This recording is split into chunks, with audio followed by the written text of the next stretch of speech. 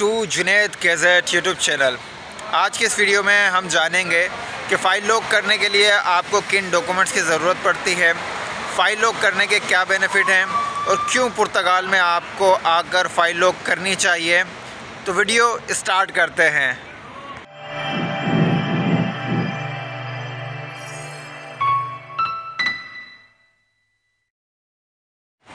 दोस्तों, इस वक्त हमारे बहुत सारे एशियंस जो मुख्तलिफ़ कंट्रीज़ के लोग हैं, चाहे पाकिस्तानी हो, बांग्लादेशी हो, इंडियंस हो, नेपाली हो या जो भी एशियंस कंट्री के लोग या अफ्रीकन कंट्री के लोग हैं, वो इस वक्त यूरोपियन नेशनलिटी हासिल करना चाहते हैं। तो अगर आप इस वक्त यूरोप की नेशनलिटी हासिल करना चाहते हैं तो यूरोप के जो 26 कंट्री हैं उनमें से सिर्फ़ एक कंट्री ऐसा है जहाँ पर आप बहुत कम टाइम में PR हासिल कर सकते हैं। जी हाँ, सिर्फ़ 1 से 2 साल आपने उस कंट्री में मेहनत करनी है और 1 से 2 साल के बाद वो कंट्री आपको PR दे देती है। इस वक्त यूरोप की 26 कंट्रियों में सिर्फ़ 2 कंट्री ऐसी हैं जो आपको बहुत जल्दी PR दे देती हैं, जिसमें पहले नंबर पे पुर्तगाल है और दूसरे नंबर पे स्पेन है। स्पेन में आपको 2 साल का प्रोसेस लगता है PR हासिल करने में और पुर्तगाल आपको 1 से 2 साल के दरमियान जो है वो PR दे देता है। पुर्तगाल की PR हासिल करने के लिए आपको कुछ पुर्तगाल के PR प्रोसेस को फॉलो करना होता है, जिसको ज़्यादातर लोग फ़ाइल लॉक और सेफ़ प्रोसेस भी कहते हैं। पुर्तगाल की सिटीज़नशिप या PR हासिल करने के लिए आपका पुर्तगाल आना ज़रूरी है। अब चाहे आप जिस भी वीज़ा पे पुर्तगाल आएँ, चाहे स्टूडेंट वीज़ा पे, चाहे बिज़नेस वीज़ा पे या चाहे विज़िट वीज़ा पे, जिस भी वीज़ा पे आप पुर्तगाल लीगल आते हैं तो आप यहाँ पे आके अपनी फ़ाइल लॉक कर सकते हैं। जो लोग इल्लीगल तरीके से भी पुर्तगाल आते हैं वो भी अपनी फ़ाइल यहाँ पे आके लॉक कर सकते हैं और 1 से 2 साल के दरमियान यहाँ की PR हासिल कर सकते हैं। लेकिन यहाँ इस वीडियो में मैं सिर्फ लीगल आने वालों को का प्रोसेस आपको डिटेल से समझाऊंगा। अगर आप लीगल जैसे ही पुर्तगाल में एंट्री लेते हैं, एंट्री लेने के बाद आपने सबसे पहले काम ये करना होता है कि आप कोई होटल या हॉस्टल बुक करते हैं 1 या 2 दिन के लिए। होटल बुकिंग जैसे आप कर लेते हैं तो 2 दिन के बाद जब आप चेकआउट करते हैं अपने होटल से या अपने हॉस्टल से, तो आपने अपने होटल या हॉस्टल की रिसेप्शनिस्ट को ये कहना होता है कि आपकी सेफ़ में रजिस्ट्रेशन कर दे या आपको कोई ऐसा डिक्लेरेशन लेटर दे दे जो सेफ़ में आप सबमिट खुद कर सकें। जब आप अपने हॉस्टल या होटल से सेफ़ में रजिस्ट्रेशन कर लेते हैं या डिक्लेरेशन लेटर ले लेते हैं, उसके बाद आपने अपनी फ़ाइल लॉक का प्रोसेस स्टार्ट करना होता है। अच्छा, जिन दोस्तों के रिलेटिव पुर्तगाल में मौजूद हैं तो वो तो अपनी फ़ाइल ख़ुद लॉक कर सकते हैं, लेकिन जिस किसी का कोई भी जानने वाला पुर्तगाल में मौजूद नहीं होता है तो उन्हें फ़ाइल लॉक करने के लिए किसी न किसी एजेंट की ज़रूरत पड़ती है। उसका रीज़न मैं आपको इसलिए बता रहा हूँ क्योंकि मेरा भी यहाँ कोई जानने वाला नहीं था, तो मैंने भी किसी एजेंट के ज़रिए ही अपनी फ़ाइल लॉक की है। उसका रीज़न ये है कि बहुत सारे जो प्रोसेस हैं वो होते तो फ्री में हैं, लेकिन हर प्रोसेस को फॉलो करने के लिए आपको कोई ना कोई रिप्रेजेंटेटिव चाहिए होता है जो आपकी ज़मानत ले। तो जाहिर सी बात है, जब आप पहली मरतबा पुर्तगाल आए हैं तो कौन आपकी ज़मानत लेगा। तो बेहतर यही होगा कि आप किसी बेहतर एजेंट से रब्ता करके अपनी फ़ाइल लॉक करवा लें, वरना अगर आप ख़ुद फ़ाइल लॉक करने में लगेंगे तो शायद आपकी फ़ाइल लॉक होने में काफ़ी टाइम लग जाए, क्योंकि आप किसी को दोस्त बनाएंगे और उससे रिक्वेस्ट करेंगे कि मेरा रिप्रेजेंटेटिव बन जाए, तो शायद फ़ौरन तो कोई बनेगा नहीं, बनने में टाइम लग जाएगा। तो उससे बेहतर यही है कि आप किसी को कुछ अमाउंट दे के अपनी फ़ाइल लॉक का प्रोसेस कंटिन्यू करवा लें। फ़ाइल लॉक का प्रोसेस कुछ इस तरीके से होता है, आप जिस भी एजेंट के ज़रिए अपनी फ़ाइल लॉक का प्रोसेस कंटिन्यू करवाते हैं वो एजेंट सबसे पहले आपका NIF नंबर अप्लाई करता है और NIF नंबर अप्लाई करने के लिए वो आपसे कुछ डॉक्यूमेंट्स जो है वो आपसे रिसीव करेगा और वो डॉक्यूमेंट्स कुछ ये हैं। फ़ाइल लॉक के लिए जो डॉक्यूमेंट्स आपने एजेंट को देने हैं या जिन डॉक्यूमेंट्स की आपको ज़रूरत पड़ती है वो कुछ इस तरतीब से हैं।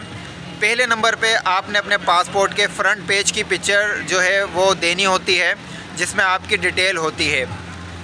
सेकंड नंबर पे आपने अपने वीज़ा की पिक्चर्स देनी होती है। थर्ड नंबर पे आपने अपने उस पासपोर्ट के पेज की पिक्चर देनी होती है जिस पेज पे आपकी कंट्री एग्ज़िट की स्टैम्प लगी होती है। अगर आप कराची या पाकिस्तान के किसी सिटी से आते हैं तो FIA एक पेज पे एग्ज़िट की स्टैम्प लगाती है, उस पेज की पिक्चर आपने देनी होती है 3rd नंबर पे। 4th नंबर पे आपने उस पेज की पिक्चर देनी होती है जिस पेज पे आपकी यूरोप एंट्री की स्टैम्प हो। 5th नंबर पे आपने अपने बोर्डिंग पास की पिक्चर सबमिट करवानी होती है जिस बोर्डिंग पास में ये शो हो कि आपने पुर्तगाल में एंट्री ली है। अगर आप बाय एयर आते हैं तो आपने बोर्डिंग पास की पिक्चर देनी है, और अगर आप किसी और यूरोपीय कंट्री से बाय ट्रेन या बाय बस आते हैं तो आपने वो टिकट की पिक्चर जो है वो सबमिट करवानी होगी 5वें नंबर पे। 6 नंबर पे आपने अपने उस हॉस्टल या होटल से जो सेफ़ में रजिस्ट्रेशन करवाई है उसका जो आपको लेटर मिला होगा, आपने वो देना है 6 नंबर पे। 7 नंबर पे आपने अपने पाकिस्तानी घर का जो यूटिलिटी का बिल है उसकी पिक्चर देनी है, और 8वें नंबर पे आपके CNIC की पिक्चर देनी होगी आपने, फ्रंट की और बैक की। पॉइंट नंबर 9 की ज़रूरत जो है मौजूदा नहीं होती है, उसकी ज़रूरत तब होती है जब आपके फिंगर्स होते हैं। लेकिन अगर आप एहतियातन सबमिट करवाना चाहें 90 नंबर का डॉक्यूमेंट्स तो वो भी जमा करवा सकते हैं। 90 नंबर पे आपने देना होता है PCC, पुलिस कैरेक्टर सर्टिफिकेट, जो आप अपने कंट्री के करीबी टाउन से बआसानी बनवा सकते हैं। लेकिन वो PCC ministry of foreign affair और पुर्तगाल एम्बेसी से अटैच होना चाहिए। ये डॉक्यूमेंट्स जब आप एजेंट को देते हैं तो एजेंट सबसे पहले आपका NIF नंबर जो है वो अप्लाई करता है। NIF नंबर को सोशल नंबर भी कहते हैं, और अगर मैं आसान ज़बान में समझाऊं तो जिस तरह पाकिस्तान में इनकम टैक्स नंबर होता है, इस तरीके से आपको यहाँ पे सबसे पहले इनकम टैक्स नंबर मिलता है जिसको पुर्तगीज़ी में NIF कहते हैं। NIF नंबर अप्लाई करने के बाद जब आपको NIF नंबर रिसीव हो जाता है, जो आपको 24 घंटे से लेकर 4 दिन के अंदर मिलता है, NIF नंबर मिलने के बाद ही आप अपनी फ़ाइल लॉक कर सकते हैं। कुछ लोग NIS बनवाने के बाद फ़ाइल लॉक करवाते हैं, तो आप NIF बनवाने के बाद भी अपनी फ़ाइल लॉक कर सकते हैं। और जब आपकी फ़ाइल लॉक होगी तो एजेंट आपको बुला लेगा अपने पास और आपकी तमाम डिटेल सबमिट करते हुए आपको स्पेलिंग चेक करवाएगा। और जब आपकी फ़ाइल लॉक की जाएगी तो आपकी फ़ाइल सेफ़ के अदारे में लॉक की जाएगी। जब आपकी फ़ाइल लॉक हो जाती है तो आप जो है वो PR की लिस्ट में लग जाते हैं, और जो आपको NIF मिलता है उस NIF के बिहाफ पे आप यहाँ पे जॉब भी तलाश कर सकते हैं, रिहाइश भी हासिल कर सकते हैं, और अगर आपके पास पैसे हैं तो आप यहाँ पे स्टडी भी कर सकते हैं लीगल तरीके से। आपका वीज़ा बेशक एक्सपायर हो जाए, लेकिन NIF के बिहाफ पे अगर आपको कोई पुलिस वाला भी रोक ले तो आप अगर उसको अपना NIF नंबर दिखाएंगे तो वह आपको छोड़ देगा। और आपने जो भी चीज़ ख़रीदो फ़रोख्त करनी है पुर्तगाल में, तो ख़रीदो फ़रोख्त करते हुए अपना NIF नंबर आपने लाजमी दुकानदार को सबमिट करवाना है, ताकि आपके नाम के ऊपर जो है वो टैक्स आपका सबमिट होता रहे पुर्तगाल के अंदर, जिससे पता चलेगा कि आप पुर्तगाल में मौजूद हैं और पुर्तगाल गवर्नमेंट को टैक्स दे रहे हैं ख़रीदो फ़रोख्त करके। NIF और NIS जब आपको रिसीव हो जाए एजेंट के ज़रिए तो आपने फिर अपना SNS अप्लाई करना है, SNS नंबर।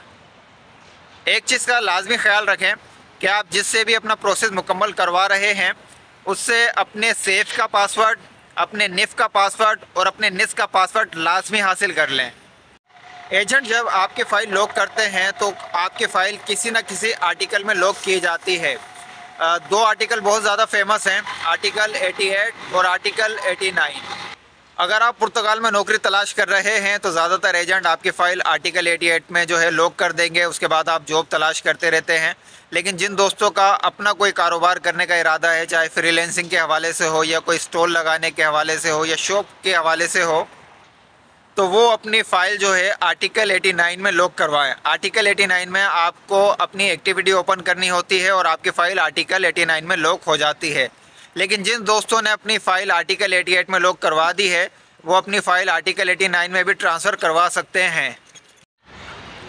जब आप किसी आर्टिकल में अपनी फ़ाइल लॉक करवा लेते हैं और आपको NIF नंबर मिल जाता है, उसके बाद आपको 6 महीने इंतज़ार करना होता है अपना रिप्रेजेंटेटिव रिमूव करवाने के लिए। तो 6 महीने के बाद अपना रिप्रेजेंटेटिव आपने रिमूव करवाना होता है NIF ऑफिस जाके।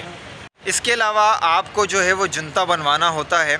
जुनता को मैं अगर आसान ज़बान में समझाऊं तो आप उसको ये कह सकते हैं कि आपके घर का पता, आप पुर्तगाल में जहां रहते हैं उस जगह का जो आपका घर है उस घर का आपने जुनता बनवाना है, यानी कि कोई आपका कोई कॉन्ट्रैक्ट या सेल एग्रीमेंट ऐसा हो जिससे पता चले कि आप उस घर में रहते हैं रेंट पे, या वो घर आपने लिया हुआ है रिहाइश के लिए, तो उसको कहते हैं जुनता। तो जुनता आपने बनवाना होता है, लेकिन जुनता की ज़रूरत आपको तब पड़ती है जब आपकी फ़िंगर का टाइम आता है। तो जुनता आपको जुनता की ज़रूरत जो है वो 1 से 1.5 साल के दरमियान पड़ती है, जब आपके फ़िंगर का टाइम आएगा। उससे पहले आपको जुनता की ज़रूरत नहीं पड़ती है। बाकी उम्मीद करता हूँ ये वीडियो आपके लिए एक मालूमाती वीडियो रही होगी। वीडियो अच्छे लगे लाइक कर लें, अपने दोस्तों में ये इन्फॉर्मेशन लाजमी शेयर करें। शुक्रिया।